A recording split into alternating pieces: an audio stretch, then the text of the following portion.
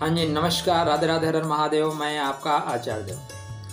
आज इस वीडियो में बात करेंगे वृश्चिक राशि और सिंह लग्न में यदि आप उत्पन्न हुए हैं तो 2023 कैसा जाएगा आपके लिए। 2023 में क्या शुभ है, कहाँ पे सफलता मिल रही है और कहाँ पे रखना होगा आपको ध्यान। तो वृश्चिक राशि मतलब यदि आप विशाखा में, अनुराधा में, ज्येष्ठा नक्षत्र में आपका चंद्रमा चल रहा है तो आपकी वृश्चिक राशि है। और आपके कुंडली में आप जब पैदा हुए हैं उस समय प्रातः काल या उस काल में पृथ्वी पूर्वी क्षितिज पे मूव कर रही थी तो आपकी सिंह लगन है। तो मघा, पूर्व फाल्गुनी, उत्तर फाल्गुनी की शक्ति को लेकर चलने वाले आप लोग मन में विशाखा, अनुराधा, ज्येष्ठा की शक्ति को लेकर चल रहे हैं। तो क्या फल मिलेगा 2023 में। तो वीडियो स्टार्ट करें उससे पहले विनम्र अनुरोध है, यदि आपने हमारे चैनल को सब्सक्राइब नहीं किया है तो कृपया चैनल को सब्सक्राइब करिए।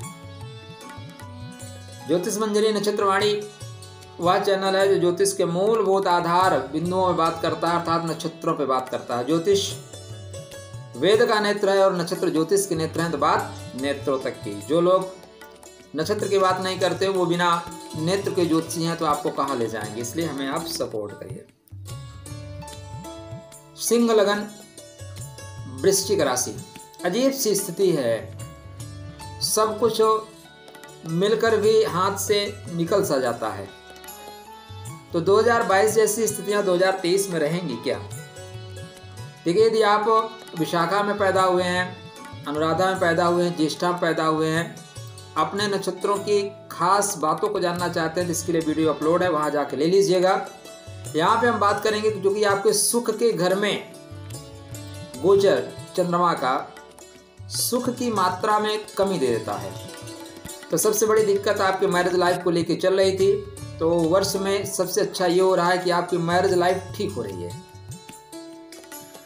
ऐसी स्थितियां बन गई थी कि जीना दूभर हो गया था, आपको लगता था कि तलाक ले लेना चाहिए। तो 2023 उन सारी परेशानियों को दूर कर देगा और उन स्थितियों से आपको बाहर कर देगा जिसमें आप तलाक लेने के लिए सोच रहे थे। तो आपके लिए सबसे सकारात्मक जो बिंदु है वो यही है कि आपके शनिदेव सप्तम भाव के जो स्वामी थे अभी चल रहे थे 12वें में और चलेंगे आपके सप्तम भाव में कुंभ राशि में। तो वृश्चिक राशि को जिसको सैया सुख मतलब सिंह लगन वृश्चिक राशि वालों को जो सैया सुख का भाव था, उस सैया सुख में आपकी हो रही है वृद्धि, मिलेगा सुख। चंद्रदेव जब भी चतुर्थ में आते हैं, क्योंकि व्यय के कारक हैं, तो व्यय कराते हैं। किसका व्यय कराएंगे? भूमि का, भवन का, वाहन का और घर के माहौल का। जो सकारात्मक माहौल क्रिएट होना चाहिए, सकारात्मक माहौल होना चाहिए घर में, वो माहौल नहीं रहता। तो सब कुछ होने के बावजूद सुख नहीं मिलता आपको। लोग मिलते हैं यूज एंड थ्रो के रणनीति से, आपका सहयोग लेंगे, बाद में आप कौन हो आपको पहचानेंगे नहीं।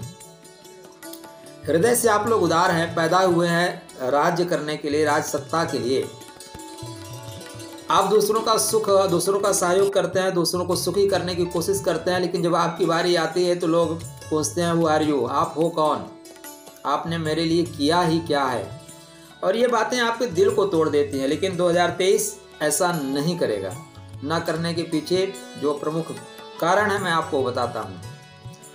पहली बात तो आपके जो शनि महाराज हैं सप्तम भाव में जा रहे हैं, शश योग में जा रहे हैं। शश योग का मतलब होता है जमीन से आसमां तक का सफर। शश योग का मतलब होता है आपके पास जो भी भौतिक जगत की सामग्री है वो सब कुछ अवेलेबल होगी। तो पहले क्या ठीक करेंगे? पहले आपके दाम्पत्य जीवन को ठीक करेंगे।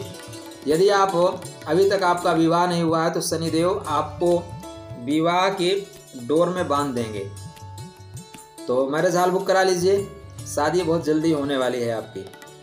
दूसरा, यदि आपका मैरिज ठीक नहीं चल रहा था तो यहाँ पे शनि पहुँचते ही पुरानी जो बातें थी उनको ख़त्म करेंगे, नए तरीके से रिश्ते की स्टार्टिंग करेंगे। आपके चंद्रदेव नीच के कहाँ हो रहे हैं? चतुर्थ भाव में, मंगल की राशि में। इसलिए मंगल महाराज की स्थिति आपकी कुंडली में देखनी पड़ेगी। तो स्टार्टिंग जब आप कर रहे हैं तो मंगल महाराज आपके कुंडली में लाभ और कर्म के घर में है और सप्तम दृष्टि से आपके चंद्रमा को देख रहे हैं, तो यहाँ पे लक्ष्मी योग का निर्माण करेंगे। तो स्टार्टिंग ही आपके लिए बेहतर हो रही है। इसके बाद मंगल देव एकादश भाव में जाएंगे, लाभ ही लाभ। मंगल देव द्वादश में जाएंगे, चंद्रमा और मंगल का राशि परिवर्तन योग बेहतर होगा, लेकिन यहाँ पे स्वास्थ्य का विशेष ध्यान रखिएगा। जब मंगल देव आर्द्रा नक्षत्र में जाएंगे ना, तब भी आपको अपनी सेहत का विशेष ध्यान रखना। हृदय पे पड़ने वाले जो प्रेशर है ना, प्रेशर को कंट्रोल करना सीखना होगा। यहाँ पे आपका हार्ट बीट जो है दब रही है। डेट आपको बता दूं, 13 मार्च से 10 मई के बीच में हार्ट बीट दब रही है। अगर हार्ट से रिलेटेड कोई प्रॉब्लम आपको है, देखिए सिंह लगन वृश्चिक राशि है, तो हार्ट से रिलेटेड कोई प्रॉब्लम है नहीं है, आपको हार्ट की प्रॉब्लम है ये निश्चित रूप से। अब ये है कि मंगल स्वग्रही बैठा है, मंगल उच्च का बैठा है, तो मंगल की दृष्टि है तो उसको बचा रखा है। लेकिन अगर यहाँ पे इस तरह की स्थितियाँ हैं तो कृपया अपने स्वास्थ्य का विशेष ध्यान रखें। आप अपने बर्थ चार्ट चेक करिए, सूर्य अच्छी कंडीशन में है, मंगल अच्छी कंडीशन में है, तो हार्ट दबेगा लेकिन हार्ट अटैक नहीं आएगा। यदि सूर्य ठीक नहीं है, मंगल ठीक नहीं है, तो आपको हार्ट अटैक देर सवेर निश्चित रूप से आएगा। अब कब आएगा? वो आपकी कुंडली में ग्रहों का मूवमेंट, चतुर्थ भाव पे ग्रहों का प्रभाव, चतुर्थेश का स्वाति में चले जाना, आर्द्रा में चले जाना, इस तरह की स्थितियों में आएगा। तो कृपया ध्यान रखें।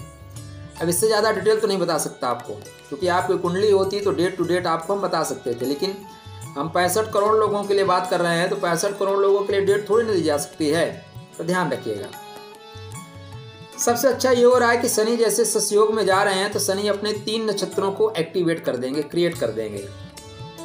तो अच्छा ये हो रहा है कि आपके आयु भाव में जो शनि का नक्षत्र चल रहा है उत्तर भाद्रपद, उत्तर भाद्रपद को शनि इमीडिएटली क्रिएट करेंगे। इमीडिएटली बोलेंगे नहीं भाई ससयोग तो हम इस बंदे को तब देंगे ना जब इसके पास आयु होगी, पहले आयु तो होना चाहिए। तो आयु भाव को क्रिएट कर देंगे, आयु को मजबूत कर देंगे, रोग प्रतिरोधक क्षमता को डेवलप कर देंगे, तो रोग प्रतिरोधक क्षमता आपके अंदर रहेगी। दूसरा काम करेंगे, शनि अपने पुष्य नक्षत्र को मजबूत करेंगे, मतलब बेवजह के खर्चों को रोक देंगे, बेवजह के खर्चों को रोक देंगे। तीसरा काम करेंगे शनि महाराज कि आपके कुंडली में भूमि, भवन, वाहन संबंधी जो भी अवरोध आ रहे थे उन अवरोधों को ठीक करेंगे। तो सिंह लगन वृश्चिक राशि वालों के लिए 2023 में जमीन खरीदने का योग बन रहा है, प्रॉपर्टी लेने का योग बन रहा है, फ्लैट लेने का योग बन रहा है। अब आप प्रॉपर्टी में रहोगे कि फ्लैट में रहोगे, ये आपकी कुंडली डिसाइड करेगी। जमीन पे रहोगे कि हवा में रहोगे, फ्लैट मतलब हवा। तो देख लीजिए बुध का इन्वॉल्वमेंट, मिथुन राशि का इन्वॉल्वमेंट कितना है, या वायु तत्वीय राशियों का इन्वॉल्वमेंट कितना है, उसके अनुसार आप हवा में रहेंगे, नहीं तो जमीन पे रहेंगे। तो कोई संदेह नहीं है कि शनि महाराज आपके लिए बेहतर परिणाम देकर ना जाएं। आपके एक और महत्वपूर्ण ग्रह है जिनका नाम है गुरु, गुरु ब्रह्मा गुरु विष्णु। तो गुरु महाराज पंचम से पंचम में जाएंगे, पंचम से पंचम में जाएंगे, इष्ट का स्वामी भाग्य के घर में, इष्ट धर्म के चरणों में। बेहतर समय है, कुछ समय के लिए आपके कुंडली में गुरु चांडाल योग बनेगा। तो गुरु चांडाल योग बनेगा, दोष नहीं बनेगा, इस चीज को ध्यान रखिएगा। क्यों? क्योंकि आपके सिंह लगन की कुंडली में मंगल महाराज शक्तिशाली है, मंगल को बल ज्यादा है, मंगल केंद्रीय मंत्री हैं, नवम भाव के अधिपति हैं, चतुर्थ भाव के अधिपति हैं। ऐसे मंगल, ऐसे सेनापति के घर में गुरु का गोचर हो रहा है, तो सेनापति के घर में अगर गुरु जा रहे हैं, ठीक है ना, रक्षा मंत्री के घर में रक्षा मंत्री का गुरु जाए, तो वहाँ पे रहने वाला चमचा या वहाँ पे रहने वाला सेवक गुरु से बदतमीजी नहीं कर सकता, नौकरी चली जाएगी जी।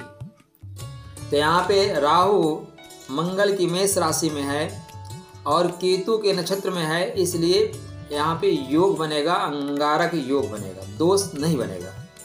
तो अंगारक योग लेके, अब अंगारक योग, अंगारक नहीं, गुरु चंडाल योग बनेगा। तो गुरु चांडाल योग क्या करेगा?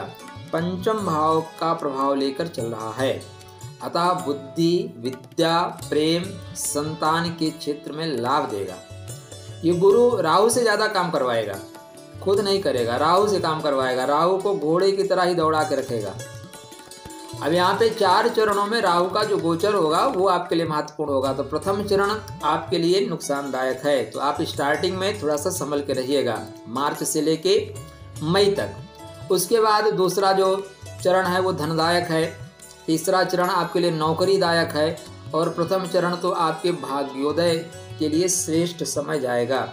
तो गुरु और राहु दोनों मिलके आपके भाग्य को संवार रहे हैं। यहाँ पे आप कानूनी क्षेत्र में विजय प्राप्त कर रहे हैं। यद्यपि शनि की दशम दृष्टि आपके चंद्रमा पे होगी, तो यहाँ पे आपके लिए देखिए ढैया का भी निर्माण हो रहा है, लेकिन ये शनि चूंकि शशि योग में है, अतः ये ढैया आपको भगाएगी, दौड़ाएगी, लेकिन भूमि, भवन, वाहन का विकास करेगी। स्वास्थ्य के दृष्टिकोण से देखें तो आपका स्वास्थ्य 2023 में बेहतर रहता हुआ दिखाई दे रहा है। सिर्फ अपने बर्थ चार्ट को चेक कर लीजिएगा कि आपके मंगल कहीं ऐसी पोजीशन में ना हो कि आपको हृदयाघात संबंधी परेशानी आ जाए।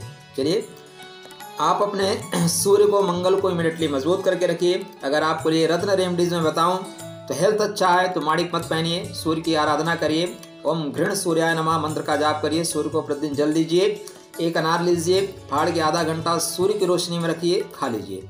माणिक जैसा काम, माणिक के जैसा काम करेगा। रविवार के दिन नमक का परित्याग कर देना भी आपके लिए बेहतर परिणाम देगा।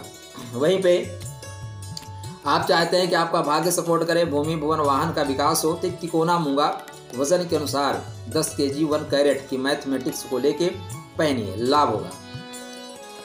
संतान के क्षेत्र में, एजुकेशन के क्षेत्र में कोई बाधा है तो आप एक पुखराज पहन सकते हैं, कुंडली चेक करके, कुंडली चेक करके। नीलम मत पहनिए, शनि आपके व्यापार के तो स्वामी हैं, लेकिन मार्केश भी हैं और रोगेश भी हैं, तो नीलम आप नहीं पहन सकते।